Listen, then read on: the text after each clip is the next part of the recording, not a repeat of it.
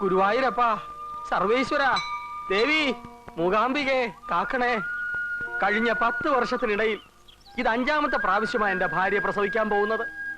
പ്രസവം സിസേറിയനായിരുന്നാലും വിരോധമില്ല, ജനിക്കുന്നത് ആൺകുഞ്ഞായിരിക്കണം. കഴിഞ്ഞ 4 പ്രാവശ്യവും നീ എനിക്ക് പെൺകുഞ്ഞുങ്ങളെയാ തന്നത്. ഇതെങ്കിലും ആണായില്ലെങ്കിൽ എന്റെ കാര്യം പോക്ക. നഷ്ടപ്പെടുന്നത് 50 ലക്ഷം ഒരു കാറുവ. അതുകൊണ്ട് ഇതാണായേ പറ്റൂ. ഇതൊരു അപ്പീലല്ല, ദയാഹർജിയാണ് ഭഗവാനെ. ഈ തേങ്ങ ഉടയുന്ന കഷണങ്ങൾ ഒറ്റ സംഖ്യയാണെങ്കിൽ കുട്ടി ആണ്, ഇരട്ട സംഖ്യയാണെങ്കിൽ പെണ്ണ്.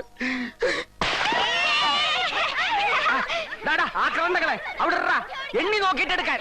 എടാ, ചിരട്ട കഷ്ണങ്ങളെ ഇട്ടിട്ട് പോടാ, ഒന്ന് എണ്ണി നോക്കട്ടെ. അയ്യോ,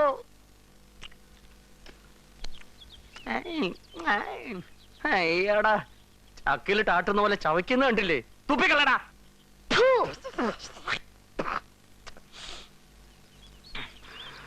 ഇനി റിസൾട്ട് ആശുപത്രി ചെന്നിട്ട് അറിയാം.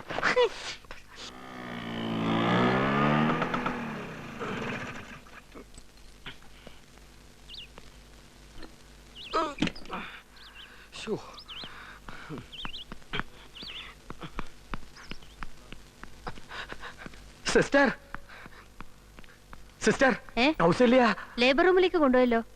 എന്റെ അമ്മ വന്നിരുന്നോ? നിങ്ങളുടെ അമ്മ ഞാൻ എങ്ങനെ അറിയാനാ? അറിയത്തില്ലെന്നോ? കുന്നത്ത് ബംഗ്ലാവിലെ മാളവി അറിയാത്ത നീയൊക്കെ നഴ്സാണോ? അല്ല പിന്നെ. ഇനി അമ്മ വന്നിട്ട് ആരെയും കാണാത്തോണ്ട് പുറത്തെങ്ങാനും കാത്തിരിപ്പുണ്ടാവോ? എന്റെ ഭഗവാനെ, എനിക്കെല്ലാം കുഴഞ്ഞു.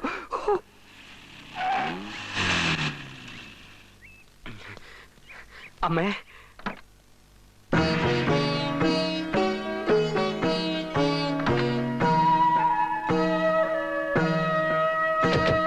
അമ്മ വന്നാട്ടെ.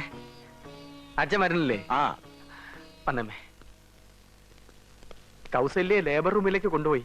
ഞാൻ അവളോട് പറഞ്ഞു നമ്മുടെ ആൺകുഞ്ഞിനെ കാണാൻ അമ്മ ഇപ്പൊ ഓടിയെത്തുമെന്ന്. കൗസല്യ പ്രസവിച്ചോ? പ്രസവിച്ചില്ല.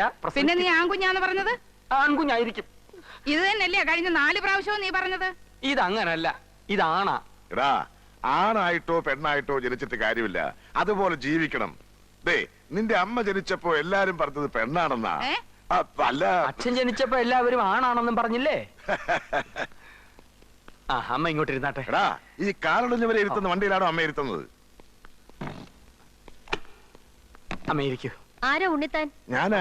നിങ്ങളുടെ ഭാര്യ പ്രസവിച്ചു. അയ്യോ, എന്റെ ഭാര്യ ദേ ഇരിക്കുന്നു. ശ്രീധരൻ ഉണ്ണിത്താൻ ആരാ? ഞാനാ. കൗസല്യ പ്രസവിച്ചോ? ഉവ്വ്.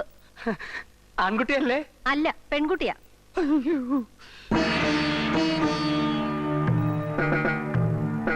അമ്മ പോകരുത്, ചിലപ്പോ തെറ്റിപ്പോയതായിരിക്കും. ഒന്നുകൂടെ ഒന്ന് ചോദിക്കാം.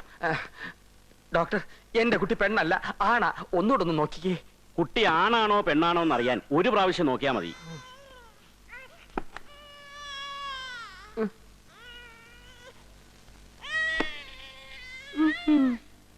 എന്താടാ?